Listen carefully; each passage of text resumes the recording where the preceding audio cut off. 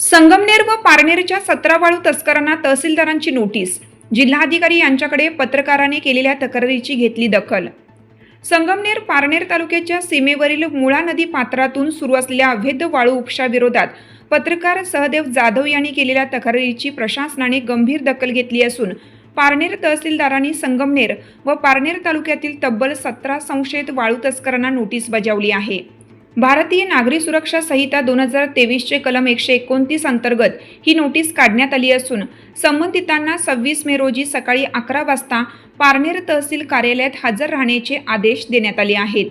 त्यामुळे अवैध वाळू तस्करी करणाऱ्यांमध्ये मोठी खळबळ उडाली आहे। पत्रकार सहदेव जाधव राहणार साकूर तालुका संगमनेर यांनी जिल्हाधिकारी पंकज आशिया यांच्याकडे पुराव्यानिशी तक्रार दाखल केली होती।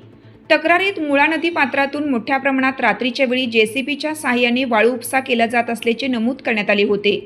तसेच वाळूने भरलेली वाहने अडवल्यास संबंधितांकडून जिवे मारण्याच्या व हातपाय तोडण्याच्या धमक्या दिल्या जात असल्याचा गंभीर आरोपही करण्यात आला होता। तक्रारीनंतर प्रशासनाने स्थानिक पातळीवर चौकशी केली असता देसवडे, मांडवे खुर्द, खडकवाडी, शिकरी, नागापूर, मोरवाडी, नांदूर तसेच संगमनेर परिसरात मोठ्या प्रमाणात अवैध वाळू उपसा सुरू असल्याची माहिती समोर आली। रात्रीच्या वेळी जेसीबीच्या सहाय्याने वाळू काढून ती डंपर व ट्रॅक्टरद्वारे देसवडे, खडकवाडी, पोखरी, काळेवाडी तसेच साकूर मार्गे संगमनेर तालुक्यात वाहतूक केली जात असल्याचे प्रशासनाच्या निदर्शनास आले आहे। नोटीसीत नमूद करण्यात आलेल्या ओंकार शिवाजी बोराडे, विशाल बाबाजी तळेकर, राहुल बाळासाहेब गुंड, अमोल दत्तात्रय आल्हाट, ज्ञानदेव खेमनर, नामदेव खेमनर, ओंकार खेमनर, अमोल विनायक म्हस्के, रोहित रावसाहेब साळवे, संदीप लक्ष्मण दाते, उल्हास भाऊसाहेब दरेकर, अक्षय बाळू भांबरे, शांताराम रामभाऊ दरेकर, सुनील बाळू चव्हाण, विक्रम विठोबा सागर, पांडुरंग साहेबराव गागरे आणि गणेश बाबाजी शिरतार यांच्या वाहनावर यापूर्वीही अवैध वाळू वाहतुकी प्रकरणी कारवाई झालेली असल्याचे स्पष्ट करण्यात आले आहे। संबंधितांकडून अवैध गौण खनिज उत्खनन व वाहतुकीबाबत दंडही वसूल करण्यात आला असल्याचे प्रशासनाने नमूद केले आहे। तहसीलदार तथा कार्यकारी दंडाधिकारी पारनेर यांनी दिलेल्या आदेशानुसार संबंधित व्यक्तींनी सार्वजनिक शांतता भंग होणार नाही यासाठी 1 वर्ष कालावधीसाठी 1 लाख रुपयांचे शांतता बंधपत्र व शासकीय अधिकारी वर्ग 1 जामीनदारासह किंवा जामीनदाराशिवाय हमीपत्र का देऊ नये याबाबत कारणे दाखवण्यासाठी 26 मे रोजी तहसील कार्यालयात उपस्थित राहण्याचे आदेश देण्यात आले आहेत।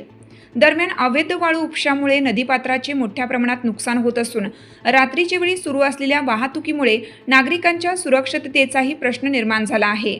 त्यामुळे प्रशासनाने यापुढे कठोर कारवाई करावी अशी मागणी स्थानिक नागरिकांकडून होत आहे। नमस्कार, मी सहदेव जाधव। काल पारनेर तहसीलदार यांनी ज्या पद्धतीनं वाळू तस्करांवर कारवाईची नोटीस काढलेली आहे, 129 प्रमाणे ही नोटीस काढलेली आहे। या नोटिशीला जे वाळू तस्कर आहेत 17 वाळू तस्करांवर या ठिकाणी नोटीस काढण्यात आलेली आहे आणि याला संदर्भ दिलेला आहे सहदेव जाधव म्हणजे माझा, की यांच्या अर्जाला उत्तर म्हणून यांची तक्रार म्हणून म्हणजे मी तक्रारदार आहे आणि मी तक्रारदार म्हणून यांनी या ठिकाणी ह्या 17 जणांना नोटीस काढलेली आहे। खुलासा द्यायचं कारण फक्त एवढंच आहे की हे 17 लोक जे आहेत यातील तुरळक लोक वगळता 1, 2, 3 हे लोक वगळता बाकी लोकांना मी ओळखत नाही। त्यातच मी 100% तहसीलदार पारनेर यांना काही वाळू तस्करांची त्या ठिकाणी बातमीच्या आधारानं त्या ठिकाणी माहिती दिली होती। तहसीलदार साहेब मॅडम जे आहेत त्यांना मी याबद्दल व्हॉट्सअपद्वारे मेसेज केला होता। ज्या पद्धतीनं वाळू तस्करी मुळा नदीवर चालती ते मी त्यांना दाखवण्याचा प्रयत्न व्हिडिओद्वारे केला होता, परंतु त्यांनी कुठल्याही प्रकारचा त्या व्हिडिओला किंवा त्या मेसेजला कुठलाही रिस्पॉन्स दिला नाही। थेट त्यांनी कारवाई केलेली आहे।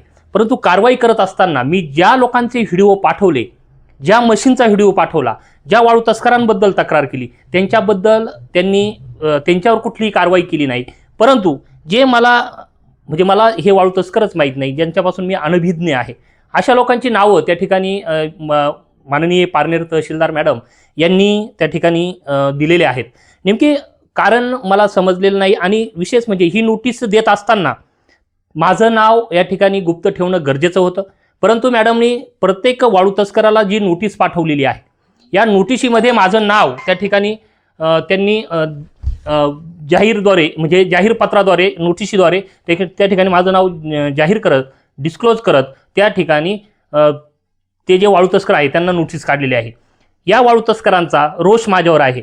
मी बातमीद्वारे हेच सांगण्याचा प्रयत्न त्या ठिकाणी केला होता की मॅडम मला जीवे मारण्याचा धमक्या येत आहेत, वाळू तस्कर मला जीवे मारण्याच्या धमक्या देत आहेत, काही विविध लोक आहेत जे अवैध धंदे करतायत, हे लोक मला जीवे मारण्याची धमकी देत आहेत, मला रस्त्यात अडवत आहेत, माझे हातपाय तोडण्याचा प्रयत्न करत आहे, धमकी देत आहेत, तर यांच्यावर कारवाई होणं गरजेचं आहे. तर मॅडमनी माझं नाव डिस्क्लोज करून अजून मला त्या ठिकाणी त्या वाळू तस्करांचा रोष जो आहे तो माझ्यावर ओढवलेला आहे. मला अनेक वाळू तस्करांचे मेसेज आले, फोन आले, माझ्याविषयी माहिती घेण्यात आली. माझ्या काही वाळू तस्कर जे आहेत त्यांनी म्हणजे मला प्रेमाने त्यांनी फोन केले का साहेब आमचा काय दोष आहे, आम्ही वाळू तस्कर जी आहे काही दिवसांपासून बंद केलेले आहे, तरीही आमचं नाव का आलं, हे मला तुम्ही आमच्याबद्दल का तक्रार केली, अशा पद्धतीचे मेसेज आले. तर 2 दिवसापासून माझ्या घरापाशी कुणीतरी रेकी करत असतानाही मला आढळून येत आहे. काही दिवसांपासून माझ्या घराची रेकी करण्यात येत आहे. त्यातच काल काढलेल्या मॅडमच्या नोटिसीनं अजून माझ्या जीवितास धोका निर्माण झालेला आहे. माझ्या जीवितास त्याचबरोबर माझ्या कुटुंबावर या ठिकाणी भीतीचं सावट पसरलेलं आहे. भीती त्या ठिकाणी माझ्या कुटुंबाला वाटत आहे. त्यामुळं माननीय तहसीलदार पारनेर यांना माझी विनंती आहे, आपण कोणत्या आधाराने किंवा कोणत्या नियमानं माझं नाव डिस्क्लोज केलं, मी तर त्या जे 17 नावं तुम्ही टाकले त्यांच्याबद्दल एक शब्दही तक्रार केलेली नाही, तरीही आपण त्या 17 जणांचे नावं टाकून त्या ठिकाणी माझ्या नावाचा उल्लेख करत तुम्ही त्यांना नोटीस काढली आहे, याचा मी आपणाकडून जाहीर निषेध आपला या ठिकाणी माझ्या माध्यमातून करतो. आपण एक रोष माझ्या मनात आपण जो रोष माझा जो रोष तुम्हाला जो आहे तो रोष तुम्ही त्या ठिकाणी अशा पद्धतीनं व्यक्त केला आहे असा माझा थेट आरोप तुमच्याबद्दल आहे. तरी माझी विनंती आहे मॅडम, आता माझ्या जीवितास भविष्यात जर माझ्या जीवितास काही धोका झाला किंवा माझ्या परिवाराला काही धोका झाला तर याला जबाबदार फक्त तुम्ही असाल. धन्यवाद. महासत्ता न्यूज संगमनेर.